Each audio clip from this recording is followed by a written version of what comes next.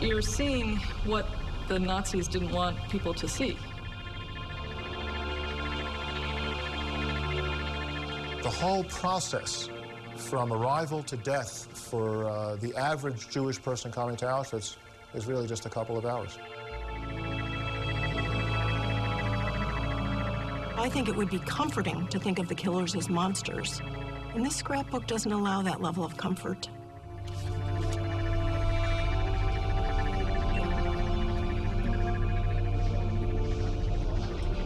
How do people work day and night and day, 24 hours a day, 7 days a week, killing other people?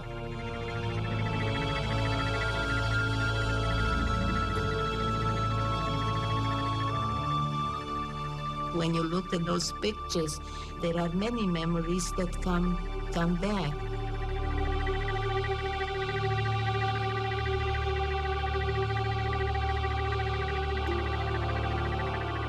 This album wasn't supposed to be here. The evidence of this crime was supposed to be erased, and it wasn't.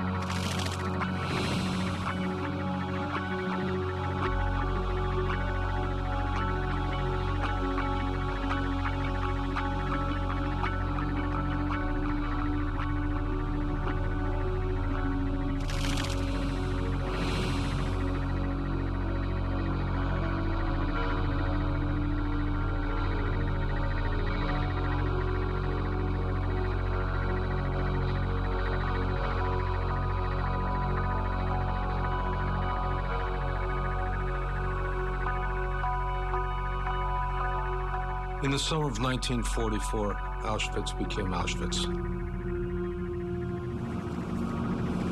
Auschwitz was not the most lethal of all the Nazi death camps, nor had it undertaken anything roughly resembling what was about to happen.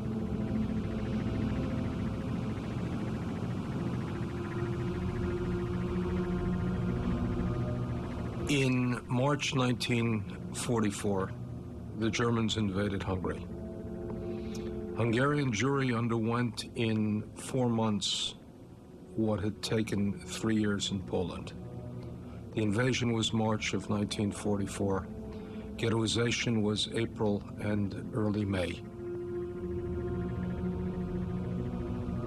437,402 Jews were shipped between the 15th of May and the 8th of July, almost all of them to Auschwitz.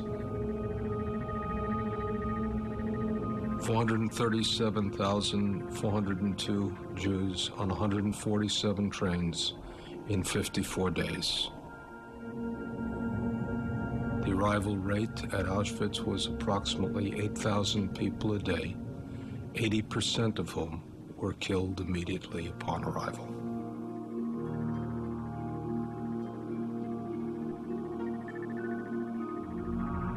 This imposed a Herculean task upon the killers.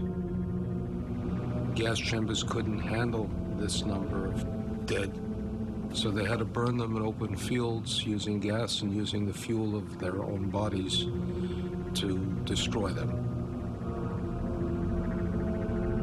This was not for B team, this was for an A team.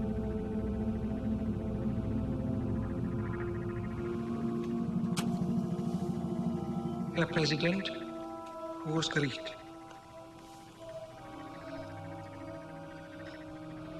Als ich Ende Mai 1944 nach Auschwitz zum Lager 1 versetzt wurde, hatte ich keine Vorstellungen von Auschwitz. Es bestanden dort 3 selbstständige Lager. 1 Auschwitz, 2 Birkenau, 3 Monowitz.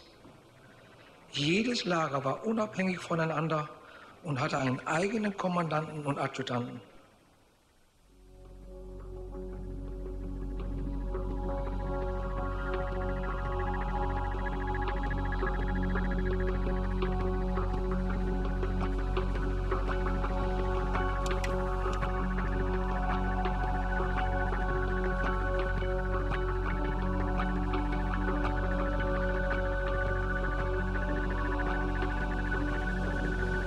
This photo album arrived at the museum as 16 unbound leaves.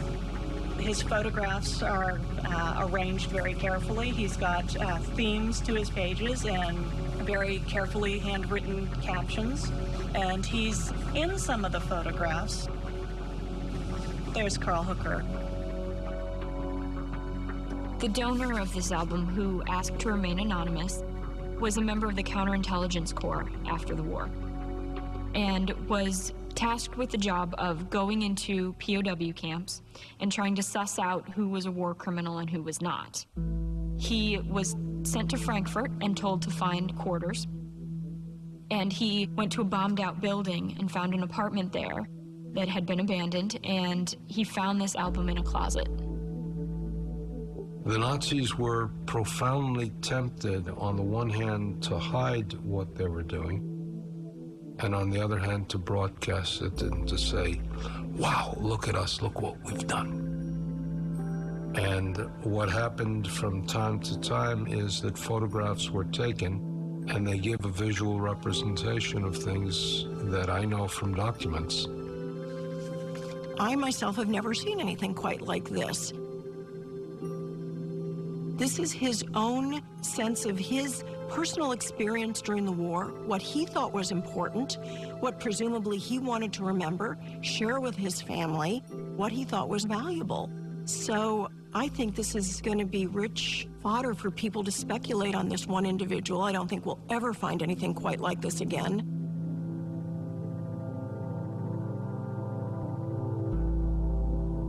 Here what you see is you see the faces of the killers who are trying to unwind. Boy, we had a tough day at the office. It was hard out there. And these were men who took a certain, and I'm going to use the word deliberately, they took a professional pride in what they were doing. This scrapbook strikes me because I think the big question about the Holocaust is why. You know, why do people kill? Why were so many people able to do this in the heart of such a civilized nation? And it shows the killers as humans. This is a question that I think doesn't have answers, but this scrapbook forces us to look at the killers in a way that I think pushes our comfort level where we don't want it to go.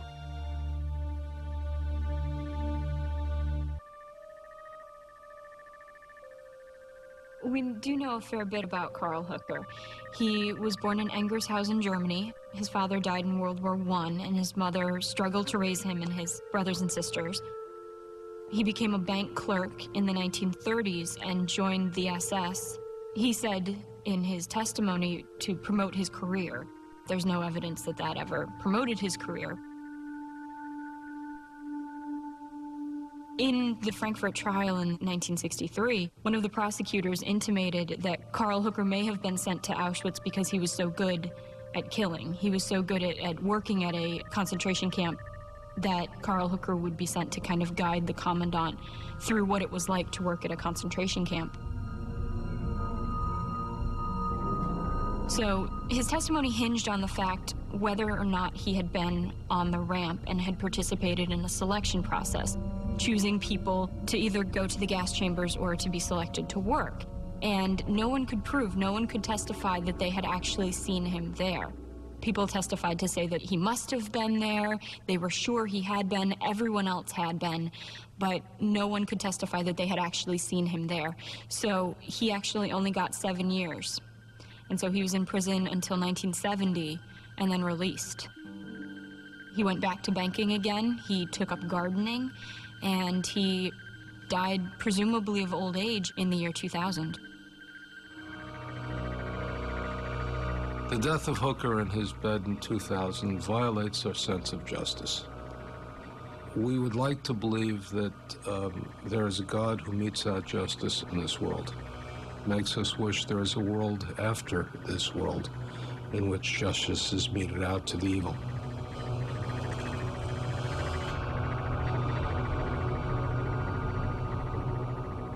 I think when we first got the album, of course, we were really excited because we knew the possibilities for scholarship, for new information to come forward. And then the more that we learned about it, we became angry. I became angry. Some of my colleagues became angry. Just because you see these guys and you know what's going on, and the fact that they don't seem to care. This is actually the picture that made us realize how special the album is, because this is the picture where we first noticed Joseph Mengele among photographs taken at a party, most likely in the summer of 1944. And that was kind of a eureka moment, because I knew what he looked like, and I also knew that there were supposedly no photographs taken of him actually on the camp complex. So once we noticed him, that was a very big moment, because we realized that this is really something incredible. This is really something special. The interesting thing about Mengele is that he had both a PhD and an MD. So this is a very smart man that we're talking about, 32 years old, and this is what he's decided to do with his knowledge, is to put it into this kind of crime. Now, many people know Dr. Joseph Mengele, but Dr. Karl Klauberg was not a very nice man either. Klauberg's specialty was female sterilization. He experimented with female sterilization using acid. Though he looks like a jovial pediatrician in this photo, not a nice man either.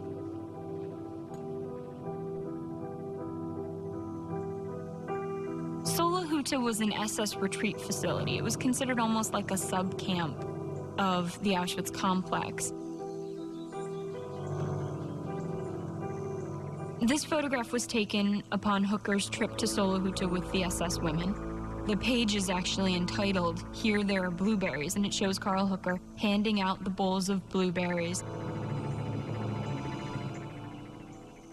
And this photo shows that they've eaten all of their blueberries. The girl on the fifth to the left is pretending to cry, that there are no more blueberries for her to eat, and so she's theatrically pretending that this is an enormous tragedy, when in reality we're about 30 kilometers away from a really big tragedy, much bigger than no more blueberries. I could have told you theoretically that these people went on their off hours and they spent all day killing women, and then they made love to a woman at night. They spent all day murdering children, and then they went home and embraced their own. I know that theoretically. But to see guys who had spent all day doing what they had done, flirting at night, to see them frolicking and laughing, to see them walking in the woods, to see them engaging in petty banter while they were doing what they were doing. Oh, does that make you angrier?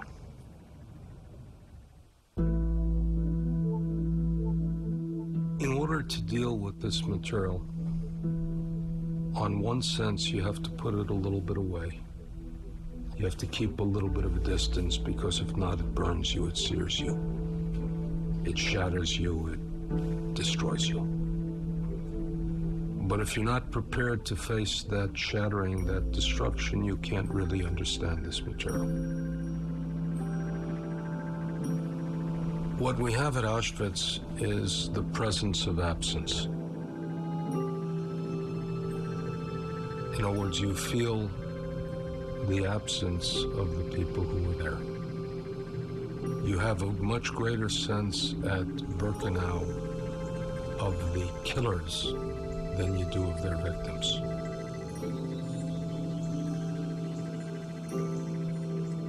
Auschwitz is a place of ghosts. We only show you a semblance of the shadows because the very reality of what happened could overwhelm everything, and we couldn't face it, so we show you a glimpse into the shadow. And we trust the viewer, we trust the audience, we trust all of us to add to the glimpse that we're providing and give you a little bit more.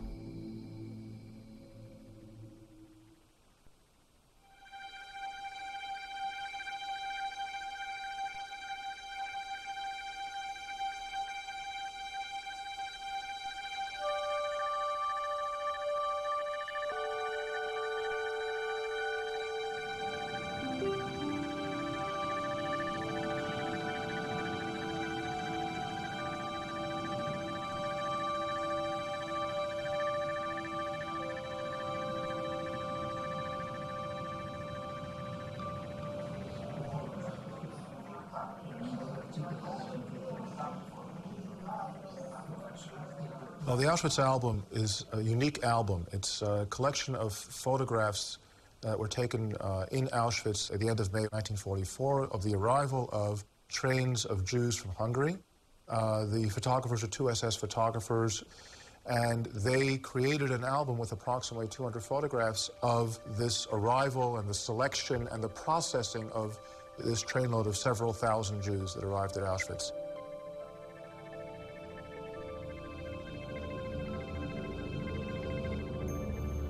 There are so many chronological similarities between the Jacob album and the Hooker album.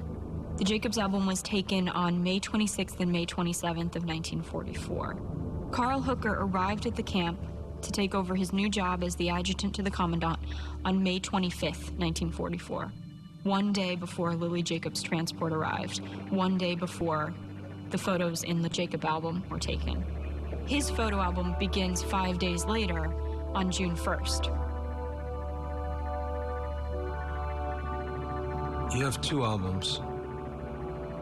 One shows monsters at play, and the other shows the work of the monsters.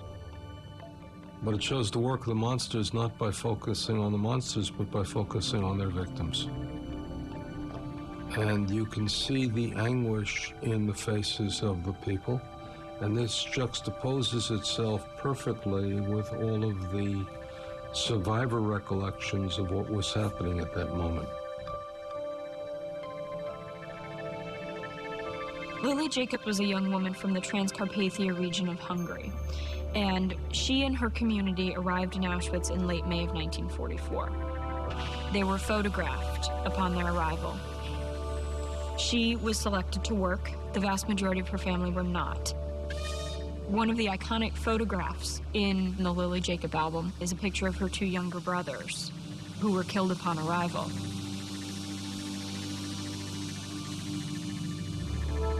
Lily worked in Auschwitz, then was sent on a death march to Nordhausen, where she was liberated by the American Army. She was ill with typhus and was living in an SS barrack that had been converted into a hospital.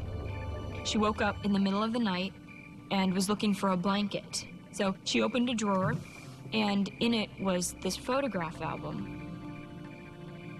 First page, she saw the rabbi of her town. And a number of pages later, she saw photographs of people she knew, including family, her paternal grandparents.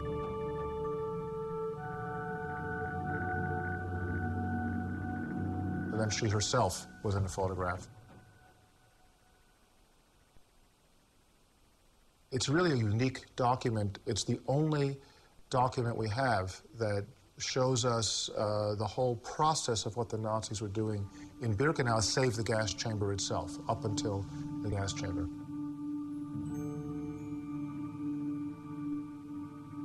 We've got this album opened up to a page with one of the kind of chapter headings that the two SS men who created this album put in there. In this case, it says Frauen bei der Ankunft, women upon arrival.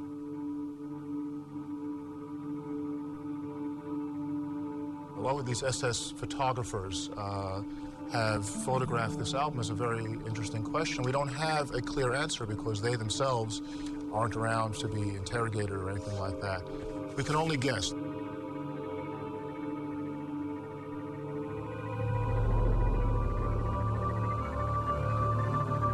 Actually, it's quite remarkable that although we have quite a bit of documentation about Auschwitz, there are hardly any photographs that we have of Jews arriving in Auschwitz, the process of what the Nazis did with deportees.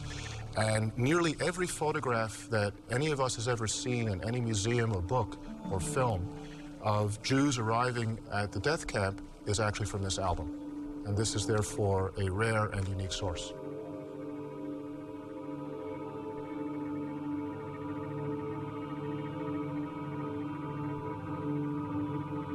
In the increasingly difficult hope to maintain that if we understand the past, we somehow can react differently in the future.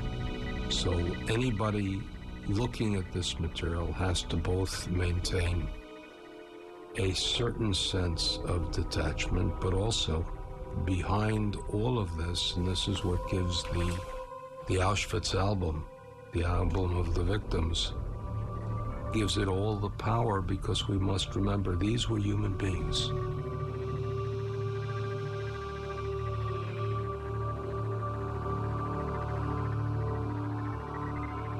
I think I was left alive for a purpose, to tell the story, and the message should go that not only for remembering our holy people, but also to make sure that this never happens again in humanity.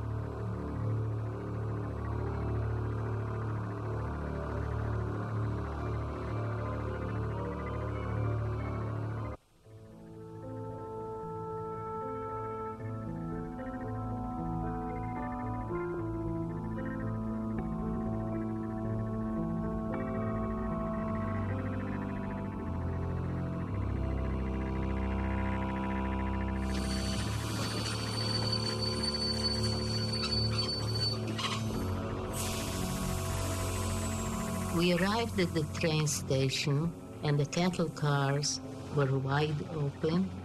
We weren't given a ramp like animals do.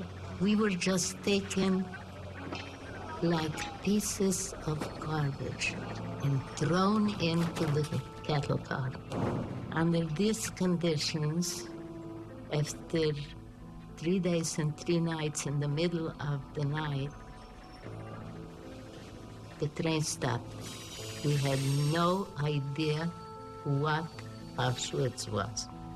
The doors were unlocked, that were locked from the outside, and men in striped suits came up and started throwing us out and said, "Don't take anything. You'll get it later."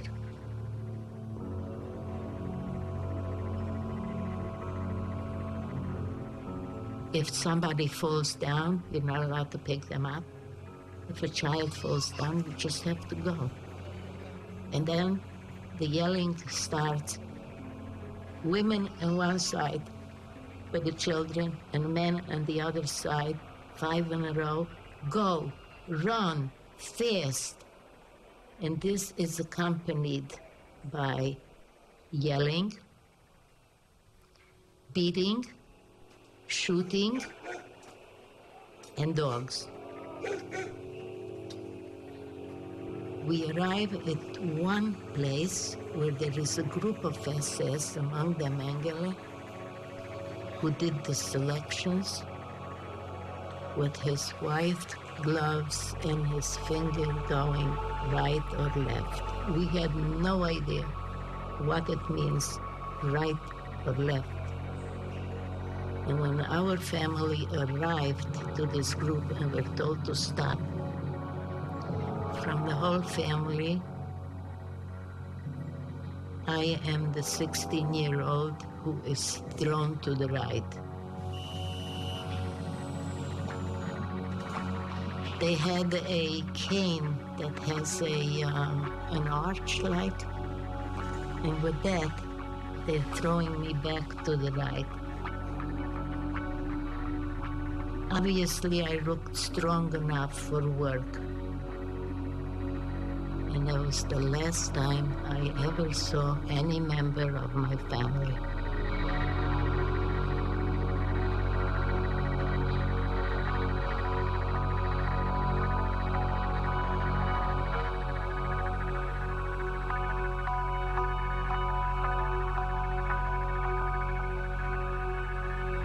When they separated us, the people that went to the left, like I told you, were taken straight to the crematorium. And we are taken to the right into the sauna and told to undress. And then we are told to march into the next room. In the next room, there are little stools lined up against the wall, and we are told to sit facing the wall. And from the back, they come and they shave all our hair, all parts of the body. And we remain like shorn sheep.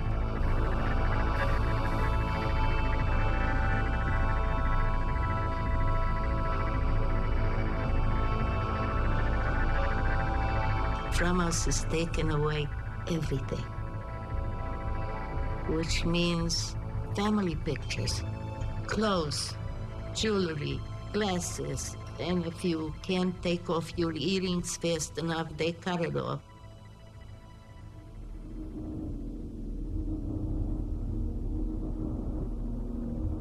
And then we are marched outside, and we look at each other and cannot recognize each other.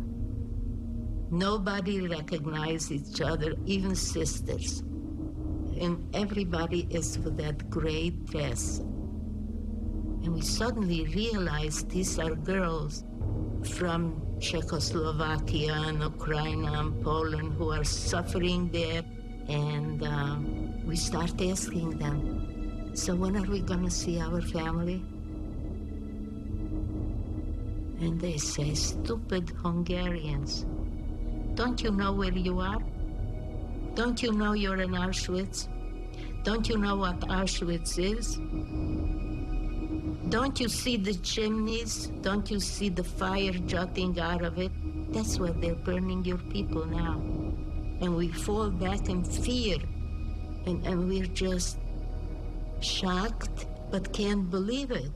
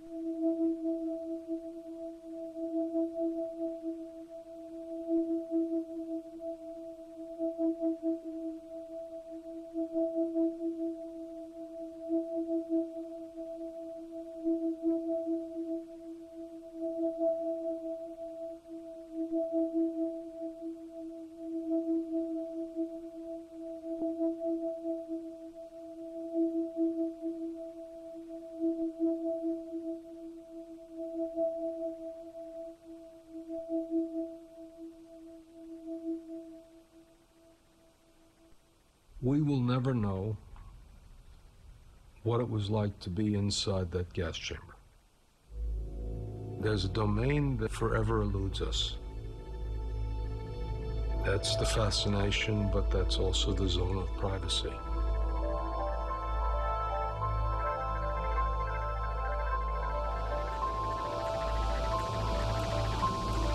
You're seeing what the Nazis didn't want people to see. You're seeing what was happening within the gas chamber, and you don't really see that until you get up close and you look carefully at the people. You can see their faces and you see the horror that was going on at the time.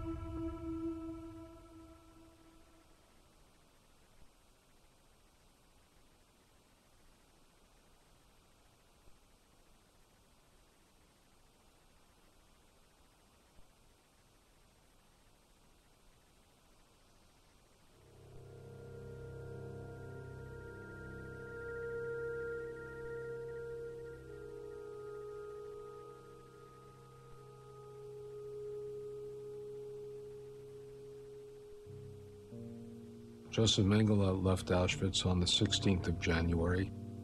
He brought with him his records from Auschwitz. PhD, MD that he was, he thought that these were his key to fame, fortune, to prestige in the future world. He couldn't bear to let it go. He died by drowning. Clean death. Brief suffering, 30 seconds, 40 seconds, 50 seconds. A shock to those he left behind, but to the victim, it's as clean and pleasant a death as one could imagine. Kramer went on to Bergen-Belsen. When the British captured Bergen-Belsen, he was tried, found guilty, and killed. Rudolf Hess was captured and tried, and he was hung at Auschwitz. They kept the gallows where they hung Hess. It's the only place you feel any sense of joy.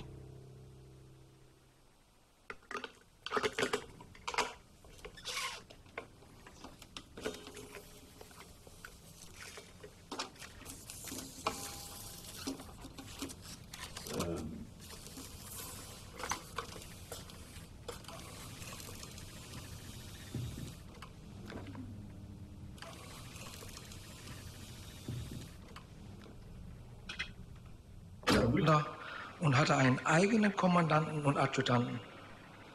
Der Kommandant war für den jeweiligen Lagerbereich zuständig und verantwortlich.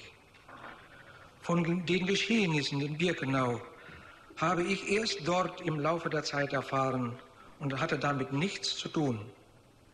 Ich hatte keine Möglichkeit, diese Geschehnisse in irgendeiner Weise zu beeinflussen, noch habe ich sie gewollt oder betrieben. Ich habe keinem Menschen etwas zuleide getan, noch ist jemand durch mich in Auschwitz umgekommen.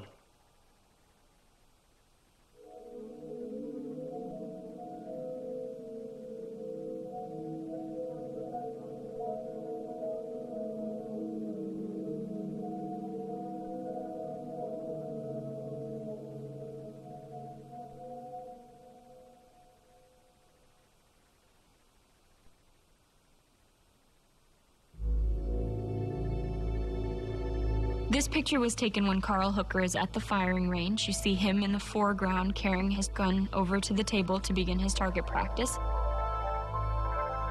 The pose that he's giving is very reminiscent of the pose of an officer on the ramp in the Lily Jacob album with his back turned to the camera.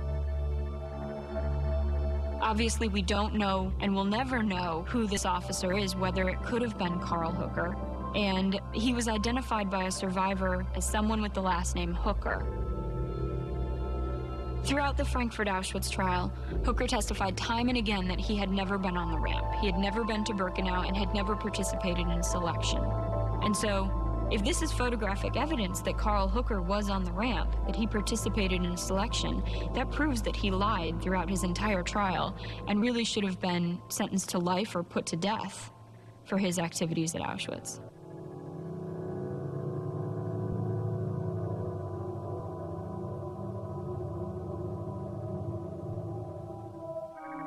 It is conceivable that Hooker, upon arrival, was instructed to familiarize himself with every aspect of the camp. A man like Hooker wants to make himself useful and wants to make himself influential. You don't want any surprises reaching you because you don't want any surprises reaching your boss.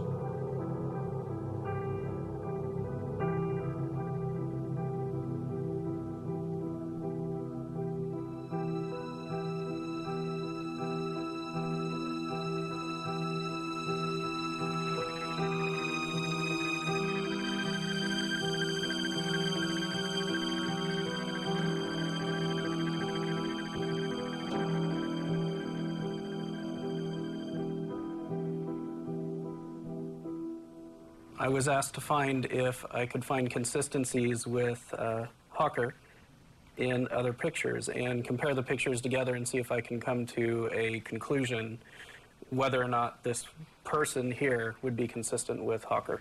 So I drew from several photos provided to me. SS records said that Hooker was 1.75 meters tall. So what we can do here is we can actually set up in 1.75 units tall. This picture has a known height in it. This is a Mauser, and we know that it's 1,110 millimeters tall. Compared against the height of our known Hooker, which we know is 1.75 meters, we see that the gun comes right up to about here. What I did from there is I used measurement tools to measure each area of his body in an accurate fashion. So you can see right here, we get 1.75. His shoulders are about 0.38 meters across from the elbow to the bottom of the palm, 0.29, and the height of the boots, about 0.42 meters. What I did is I brought all of these photos into Photoshop, and I extracted them each from the original photo, and I didn't destroy any of the proportions. So I made sure that our width was exactly the same in pixels, and our height was exactly the same in pixels. So what we see here is actually a pretty striking similarity between these four photos. You can see that the waist is almost the exact same height in all of them. You can see that kind of right across the pelvis, they all line up. The height of the boots line up from heel to the top of the boot.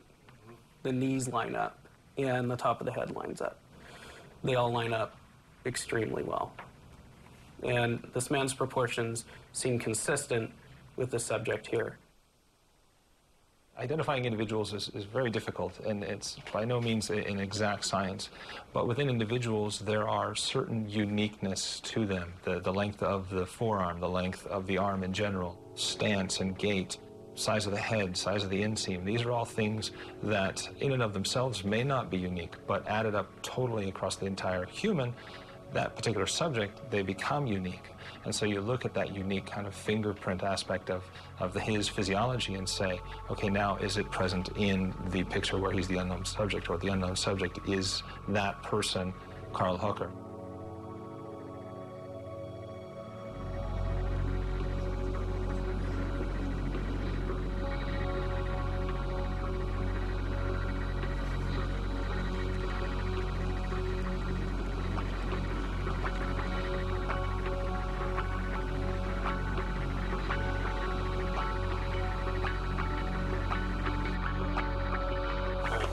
Slowly. What we're going to do is we're going to get all these measurements all at once. When our crew was at Auschwitz, one of the things they measured were the width inside the train tracks. What do you have there? 143. And these train tracks are the same train tracks that were there when this picture was taken. But I wanted to make sure that our camera position, height, and angle was calibrated correctly to this photo. So I created a plane that was exactly 1.43 meters wide. And I knew that if I could move that plane forward and backward in 3D space, and it stayed between those tracks, that I was calibrated correctly. And you can see right there, it's the perfect match. That gives me a visual cue compared against the height of our unknown subject.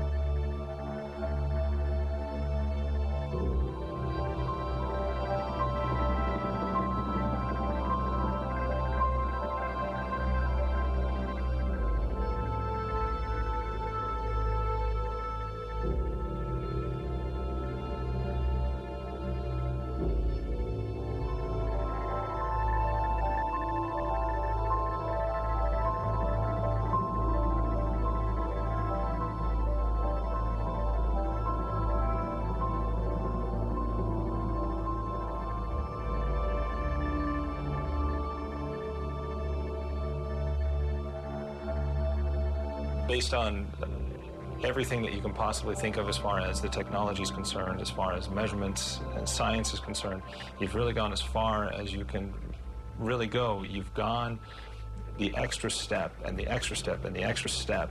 It is pretty compelling evidence that the Carl Hooker from the photo album is Carl Hooker on the ramp.